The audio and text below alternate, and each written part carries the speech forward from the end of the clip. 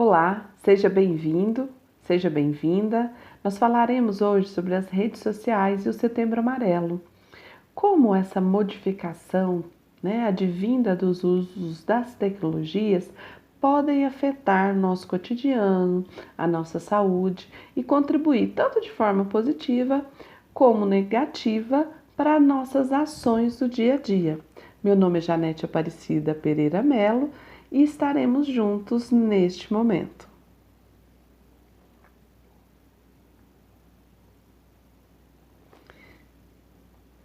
Quando nós falamos de tecnologia, sempre vem à nossa mente a questão do uso das tecnologias, e quando a gente pensa de tecnologia, a gente sempre pensa no recurso físico, né?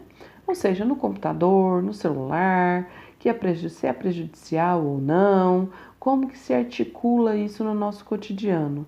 Mas existem questões, né? A tecnologia, ela trouxe para o nosso cotidiano algumas modificações que não são percebidas, né, a um primeiro momento.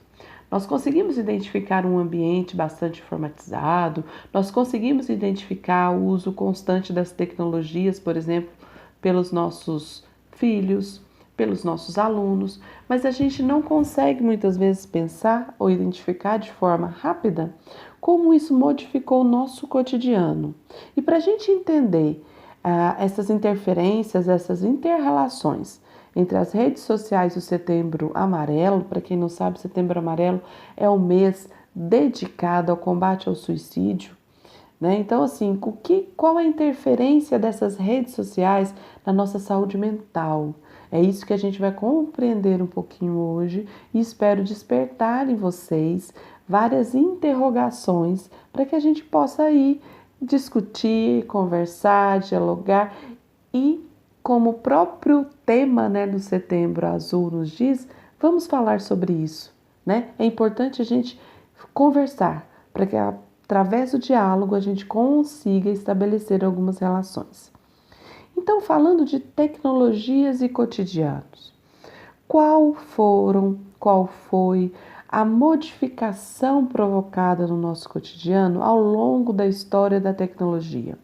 E quando a gente fala de história da tecnologia, no Brasil ela é muito recente, né? Aos contemporâneos aqui comigo, as pessoas que estiverem assistindo essa pequena aula e forem mais ou menos da minha idade, vai se lembrar que nós tivemos uma grande expansão na possibilidade de adquirir equipamentos de informática e também de softwares a partir de 97, quando o Ministério das Comunicações e da Tecnologia, ela promoveu um programa da Sociedade da Informação, onde foi possibilitado a importação de equipamentos, né, com um preço mais razoável, e a importação de outras tecnologias. Para vocês terem uma ideia, eu já trabalhava em uma universidade em 1995 e equipamentos de informática como computadores eram restritos.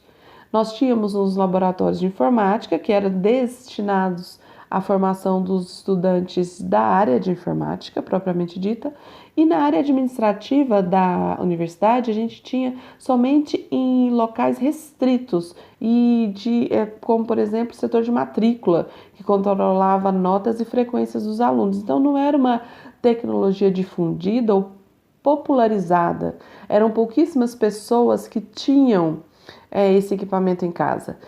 E a partir de 97, com essa facilitação na aquisição desse tipo de tecnologia, nós vimos aí a ampliação desses equipamentos na indústria, nas empresas, nas lan houses, né? Quem aí nos anos de 97, anos 2000, não foi uma lan house para fazer um trabalho, para fazer uma pesquisa.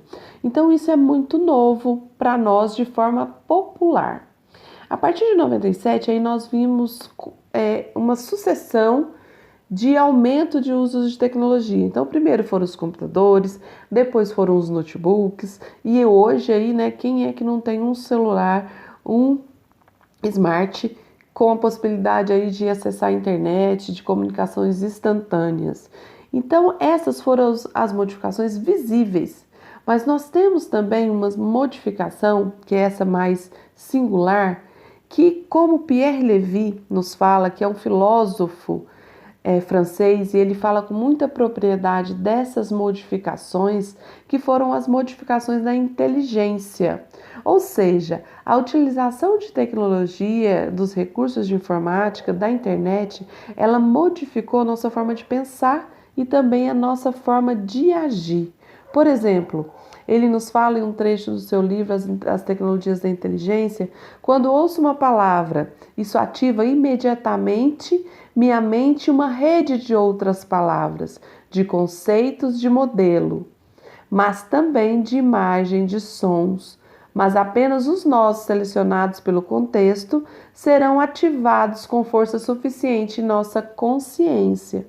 Ou seja, o uso das tecnologias, principalmente da internet, ele nos tirou da questão de estar presos apenas nas palavras e nos trouxe as possibilidades de agregar nesse contexto imagens e sons. Né? O nosso texto, que era puramente linear, havia uma sequência lógica que a gente precisava tratar, ler, estudar, interagir. Ela ganhou o quê? O que a gente chama dos nós, né? Ela ganhou a possibilidade de que a gente comece a utilizar o texto de uma forma que a gente chama até de hipertextos, né? Hipertextualidade. E o que essa hipertextualidade trouxe para a gente? Ela modificou a nossa forma de construir e de ressignificar a ressignificação. Por exemplo, vocês lembram, quem aí também é um pouco mais antigo, com o início da internet, os textos ainda não eram lineares, né? Era só uma transposição. Foi feita a transposição do que era registrado em papel para a tela. Posteriormente foi criado, né? A gente começou com essa questão dos nós.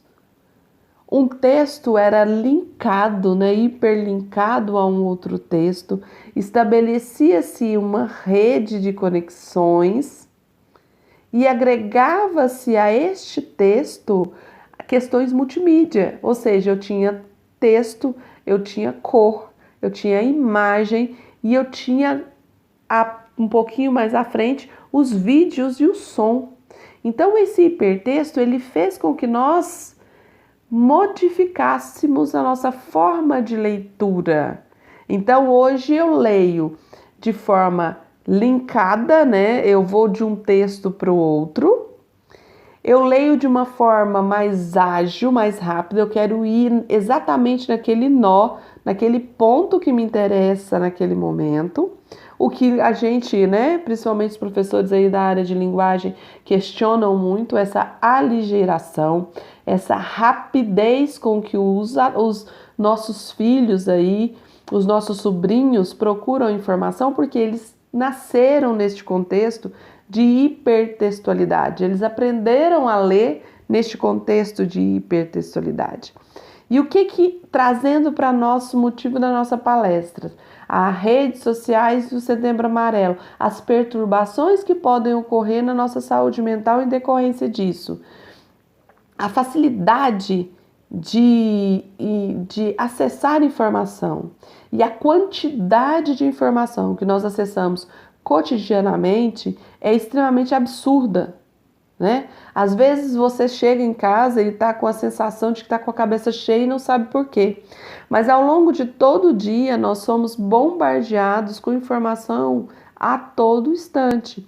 Quer seja no trabalho, quer seja no trânsito, quer seja no nosso celular. Quem aí não verifica as notícias a todo momento, como se a notícia de um lançamento de um equipamento de informática na Tailândia fosse modificar o nosso cotidiano, mas a gente tem essa consulta o tempo todo à tecnologia, tanto que quando a gente está, por exemplo, sem internet ou sem sinal no celular, gera uma insatisfação, né? Muitas vezes, e algumas vezes, gera uma ansiedade. Por quê? Porque esse novo contexto, né, de hipertextualidade, de agilidade, de nós, de conexão simultânea e a todo tempo, traz para a gente essa sensação de que é necessário estar conectados ao todo tempo.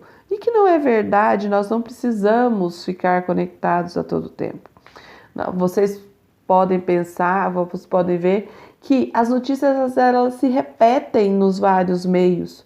Então, uma notícia é divulgada na internet, ela é divulgada na TV, ela é divulgada no rádio e é a mesma notícia, é o mesmo texto.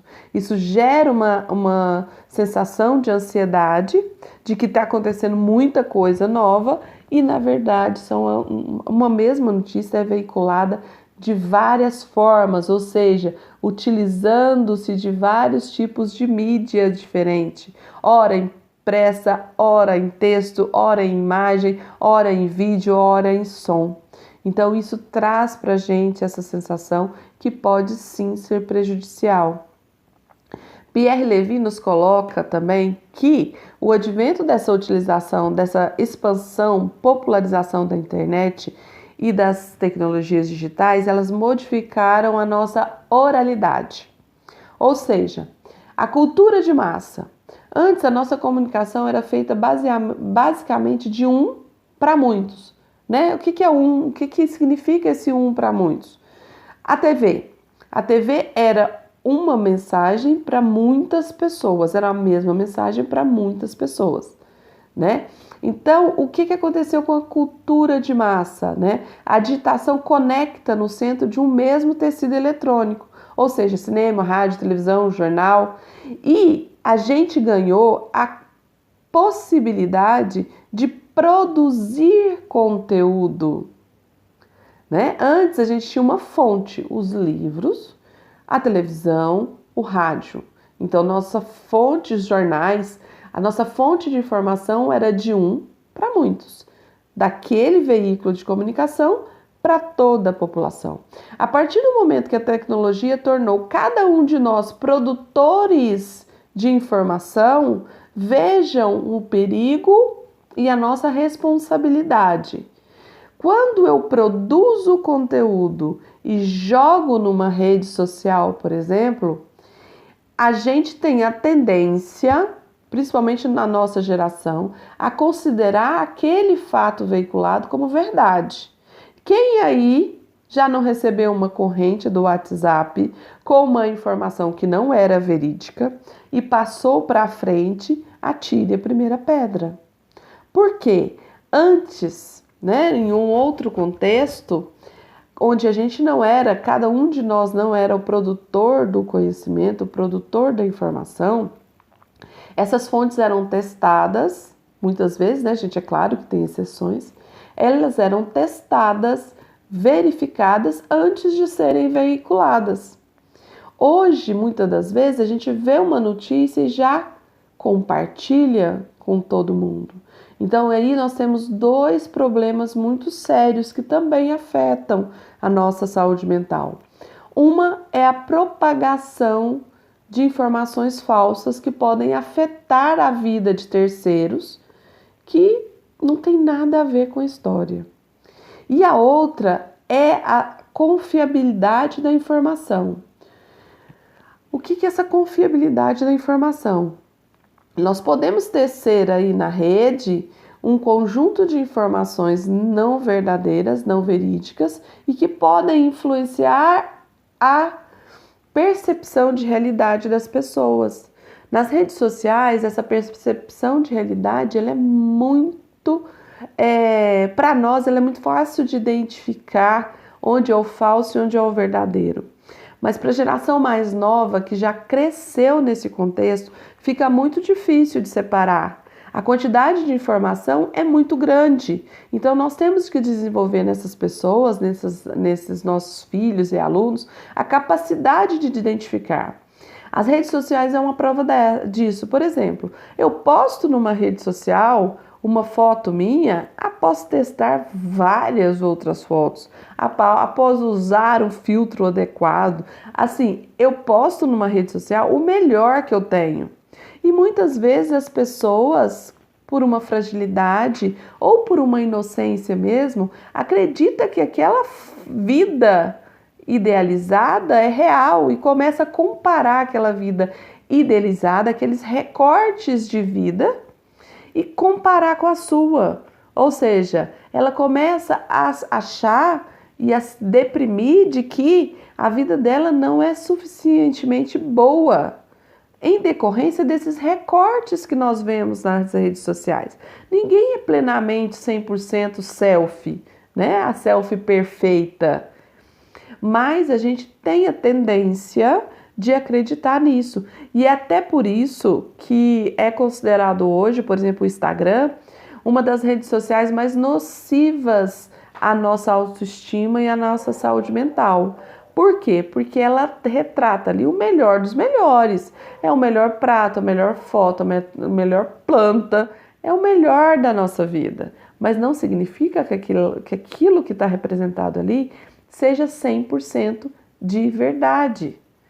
Né? É o que a gente precisa estimular. Hoje a informação está muito facilitada, mas a capacidade de identificar uma informação verdadeira de uma informação falsa ainda fica muito restrita. Ela exige habilidades e tecnologias de inteligência que nem sempre estão desenvolvidas no mesmo nível em todas as pessoas. Por isso é importante o diálogo, por isso é importante a gente falar disso.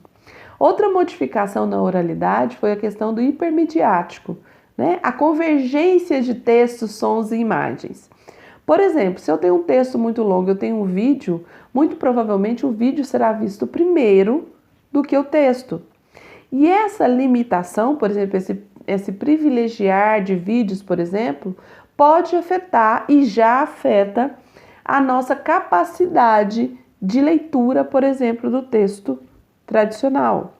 Isso a gente consegue ver, identificar nas gerações mais novas. Então, o que a gente tem que fazer?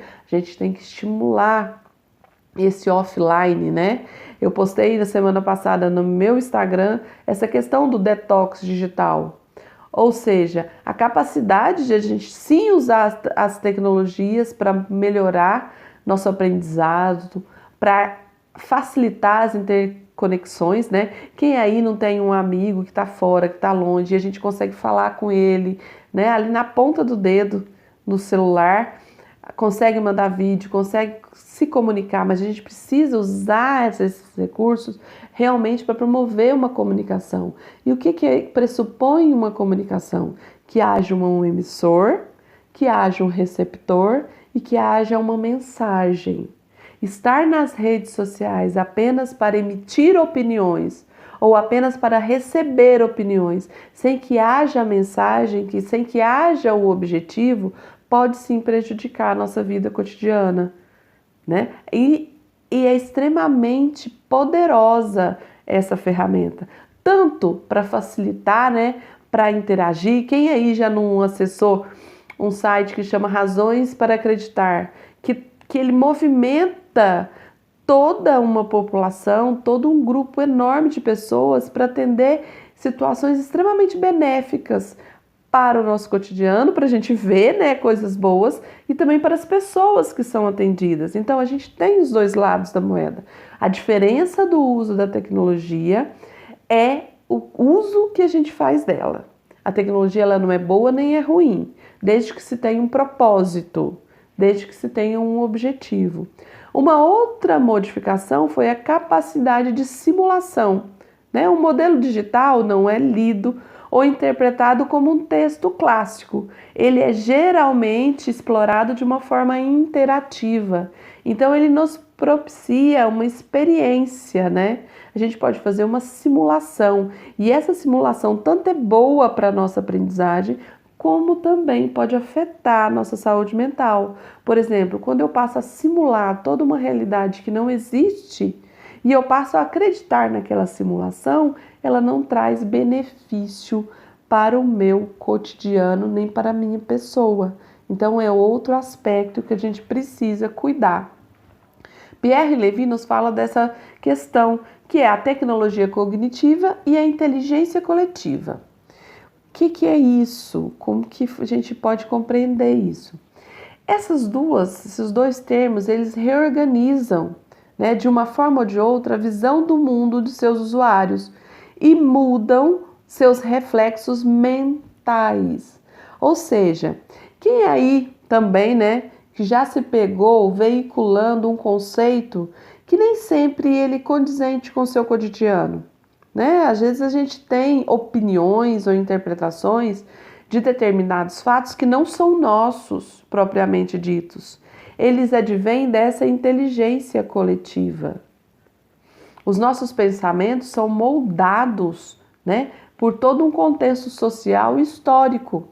Então, é necessário sim que a gente possa, né, verificar se o que a gente está interpretando da realidade é nosso ou é advindo de alguma opinião, porque lembra que eu falei que a gente é bombardeado constantemente, diariamente, por várias informações? Nem sempre, gente, a interpretação que a gente tem de um fato é nossa. Muito cuidado com isso. Muitas vezes essa interpretação foi moldada por informações que a gente recebeu. E é o que Pierre Levy nos fala, que modifica a nossa visão de mundo e tem reflexo na nossa forma de pensar, né? Modifica a nossa ecologia, o nosso sistema. E essa inteligência coletiva, ela exige de nós uma individualidade, não no sentido de ser único e a parte dos movimentos que acontecem na sociedade, mas de compreender o movimento, receber as informações e ser capaz de pensar e de refletir sobre aquele tema. Isso é extremamente importante para a nossa saúde mental e tem tudo a ver com Setembro Amarelo, que é a prevenção do suicídio. A gente não pode pensar, não pode comparar o nosso palco, né, o palco das outras pessoas, com os bastidores. Cada um de nós sabe onde o calo aperta e sabe como a gente conseguiu chegar. Um exemplo aqui, eu sei aonde, vocês podem ver uma apresentaçãozinha bonita aqui, mas vocês não viram o trabalho que teve antes, né? As habilidades que precisaram ser desenvolvidas para que eu conseguisse chegar a isso aqui. Isso desmerece a sua apresentação em PowerPoint? Não, de forma alguma. Ela só traz elementos novos que podem servir como estimulante, nossa, eu quero aprender a fazer isso, ou como inibidores, falar, nossa, eu nunca vou conseguir. Então a gente tem que tomar muito cuidado com esses aspectos. E falando nessas transformações e nesses cuidados, percebam, Pierre Levy também nos traz 3 importantes modificações, transformações que a gente tem que levar em conta. A primeira delas é, a palavra tem como função básica a gestão da memória social. E não apenas a livre expressão das pessoas ou a comunicação prática do cotidiano. O que tem isso a ver, gente? Tem tudo a ver com a nossa saúde mental, né? Ou seja, a palavra ela foi construída, ela foi desenvolvida para que a gente pudesse transmitir, né? Construir nossa memória social. Mas não para que a gente dê opiniões aí a todo momento. A gente precisa ter esse momento de reflexão. A facilidade de utilizar a tecnologia e a facilidade de externar nossas opiniões, elas nem sempre são adequadas, porque a gente tem que pensar que no mundo virtual a gente tem a tendência, né, a gente compreende como mais fácil externar uma opinião que às vezes a gente não teria na vida real. Um comentário numa foto de uma pessoa numa rede social, se fosse ao vivo, né, nem sempre a gente faria. Então a gente tem que pensar nessa questão. Por exemplo, eu dei uma palestra o ano passado numa escola onde os alunos na faixa etária de 13 anos, eles vivem, né, 13, 14, 15 anos, esse cotidiano da informação, das tecnologias, essa vida digital. Aí eu comentei com eles assim: vocês pegariam uma foto de vocês no clube, de biquíni, de sunga, e sairia distribuindo na rua para todo mundo? Foi quase um choque, assim, sabe? Os falam, não, imagina, nunca. Pois é, mas vocês postaram no Facebook de vocês uma foto no clube de biquíni de sunga. Essa foto postada, ela atinge menos pessoas do que se você distribuísse, panfletasse a sua foto na rua. ela pode atingir milhões de usuários, bilhões de usuários. E uma vez que uma foto cai na rede, dificilmente a gente consegue eliminar ela dessa rede de uma forma possível. Porque lembra dos nós que eu falei? A partir do momento que você compartilha essa foto ou comenta essa foto, ela vai criando mais um nó na rede. Então, mais um local que essa informação está. Então, é extremamente difícil a gente eliminar por completo. Por isso que é importantíssimo para o nosso bem, para o bem das nossas relações, pensar muito nesses contextos, né? Trazer para a nossa realidade esse mundo digital, né? Ofender uma pessoa no mundo digital é muito simples, né?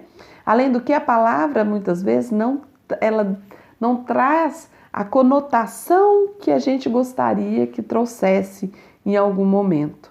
Então é extremamente importante a gente pensar nesse contexto, né? Outro aspecto que Levi nos coloca é da dramatização, personificação e artifícios narrados diversos que não visam, né, apenas dar prazer ao espectador.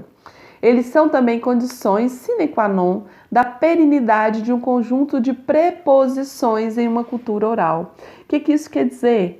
Então, a gente faz essa personificação, a gente coloca essa artificialidade na nossa narrativa, essa artificialidade na nossa vida das redes sociais. Para quê? Para trazer prazer ao espectador. A gente quer ter o quê? Curtidas, a gente quer ter compartilhamento, a gente quer ser visto nas redes sociais. Então isso é extremamente importante e é extremamente perigoso. Recentemente o Instagram tirou, né, a possibilidade de visualização das curtidas, até com uma preocupação, né, com essa questão social, né, com essa preocupação dos likes, e houve quem gostou, que finalmente o conteúdo seria mais valorizado do que a quantidade de curtidas, e quem não agradou daquilo, porque para o seu ego, né, para a sua personalidade, isso era importante. Saber quantas pessoas você agradou. E esse agradar a quantidade de pessoas também é um fato que a gente precisa, um aspecto das redes sociais que a gente precisa tomar muito cuidado, né? No cotidiano, a gente tá na nossa realidade, né? No cotidiano real, a gente sabe que a gente não é capaz de agradar todo mundo. Mas no digital, a gente tem essa tentação de querer aí milhões de seguidores. E isso afeta gravemente a autoestima, principalmente dos nossos jovens em processo de construção da identidade, em processo de formação do caráter, né? Da personalidade. Outro aspecto que Levi nos destaca foi a transformação quanto ao sujeito. Então ele diz que não há mais sujeito ou substância pensante, nem material nem espiritual. O pensamento se dá em uma rede na qual neurônios, módulos cognitivos humanos, instituições de ensino, línguas, sistema de escrita e computadores se interconectam e traduzem essas representações. Então, o contexto digital, ele nada mais é do que representações que eu posso realizar de uma forma ou de outra, da forma com que eu entendo, da forma com que eu quero que você entenda, ou da forma como eu quero que você entenda para que eu consiga te convencer sobre algo. Então, isso é extremamente importante que a gente tenha clareza, né? É um mundo de artifícios narrativos, onde eu construo a realidade através de representações. E essas representações podem estar sendo direcionadas para algum contexto específico. Então, essas transformações que Pierre Levy nos traz, elas são muito importantes para que a gente consiga compreender esse caminho das tecnologias. Vejam bem essa notícia para vocês compreenderem o que eu estou falando. Que prática estranha é essa que um homem deve sentar-se à mesa do café da manhã e, em vez de conversar com a esposa e os filhos, segura diante de seu rosto uma espécie de tela na qual está escrita uma rede mundial de fofocas? Quando a gente lê essa colocação, a gente não pensa nas tecnologias digitais de hoje? Do celular, sobretudo? Os nossos jovens aí com a carinha, né?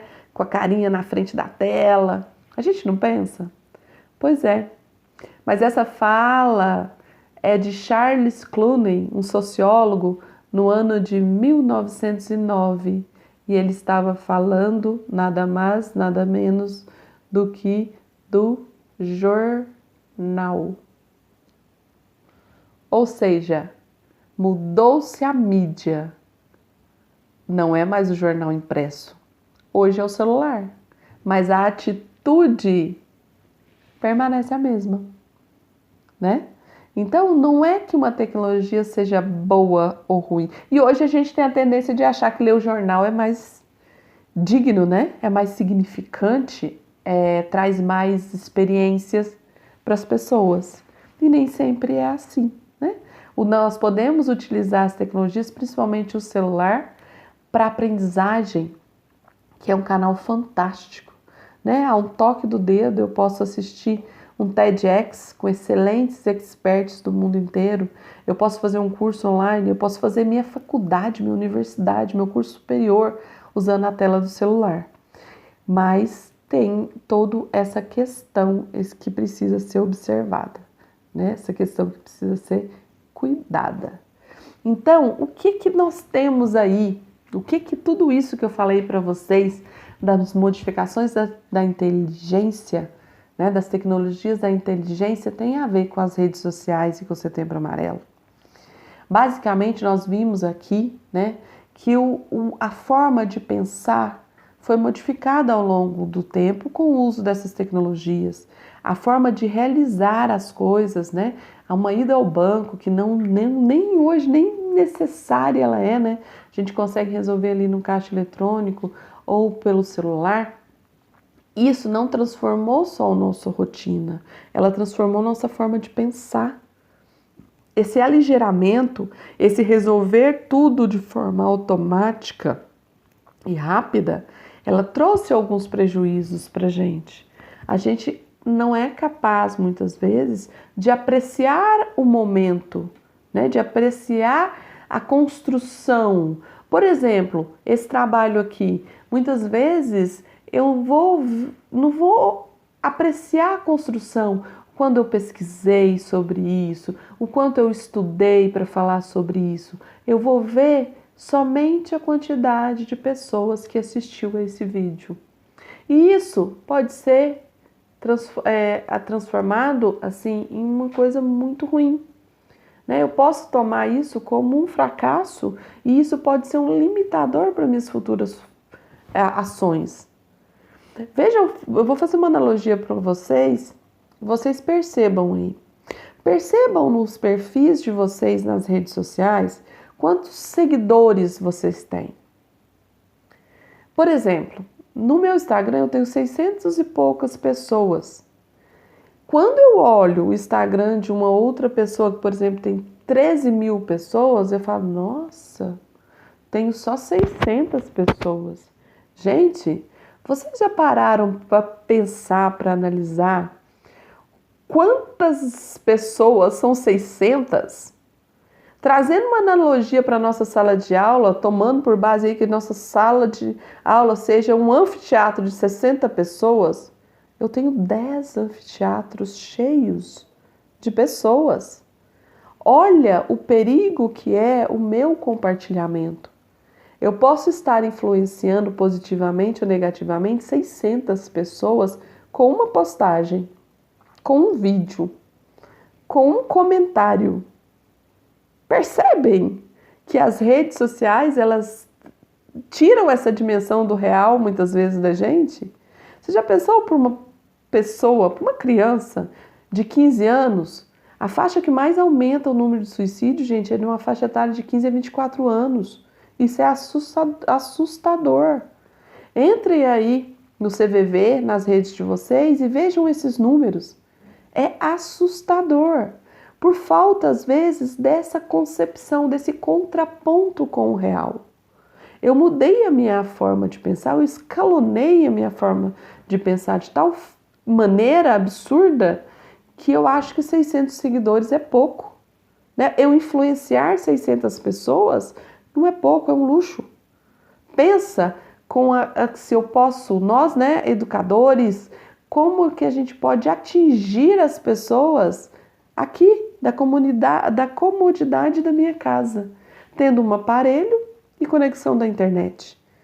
Então, isso é extremamente importante. A nossa saúde mental, ela consiste em a gente buscar sempre o equilíbrio, né?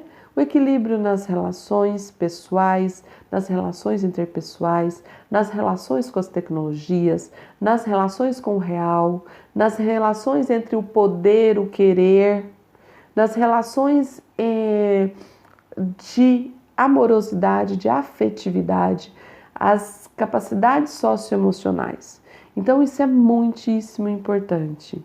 A mensagem que eu quis trazer aqui para vocês, né? Esse pouquinho que eu quis contribuir foi para fazer esse contraponto de que nós evoluímos em termos de recursos tecnológicos, mas nós precisamos evoluir em questões de tecnologias da inteligência, em questões socioafetivas, para compreender que o uso dessas redes sociais é uma extensão da nossa realidade e ela interfere de modo positivo ou negativo na vida de cada um de nós. E nós precisamos fazer este contraponto todos os dias. Eu trabalho com tecnologia aí há 20 anos e as possibilidades dela para que a gente possa aprender, construir relações são infinitas, mas também para utilizar de forma inadequada também. Então fica aqui meu convite para que cada vez que a gente comente, faça um comentário nas redes sociais, faça uma postagem nas redes sociais, a gente possa usar lá as 3 peneiras de Sócrates, né? E seja capaz de filtrar isso para que a gente possa trazer para nosso mundo digital, para nossa vida digital, conhecimentos que possam favorecer e ajudar aí cada vez mais as pessoas. Vocês conseguem me encontrar aí de forma rápida no Instagram, no Facebook, por e-mail. Eu fico sempre à disposição. Eu acredito fortemente que as redes sociais, que as tecnologias devem ser utilizadas aí para promover a aprendizagem, para melhorar as relações, e a gente tem uma infinidade de possibilidades para fazer isso. Então, nos vemos aí nas redes sociais, na vida digital, para começar a trilhar esse caminho aí com propriedade, com capacidade, melhorando aí nosso dia a dia, melhorando a nossa capacidade de aprender, melhorando o nosso trabalho, nosso cotidiano, fazendo com que realmente as tecnologias sejam potencializadas para o bem, né, para a melhoria da gente enquanto pessoa. Muito obrigada por estar comigo e espero ali comentários e troca e partilhas de conhecimento depois nas redes sociais e na vida digital também. Um abraço a todos.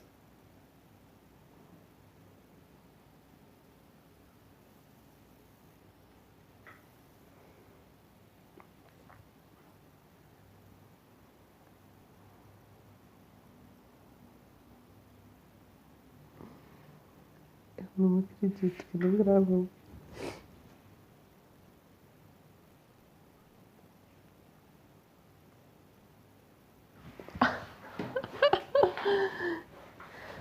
Ai, Jesus, eu dei uma aula de meia hora.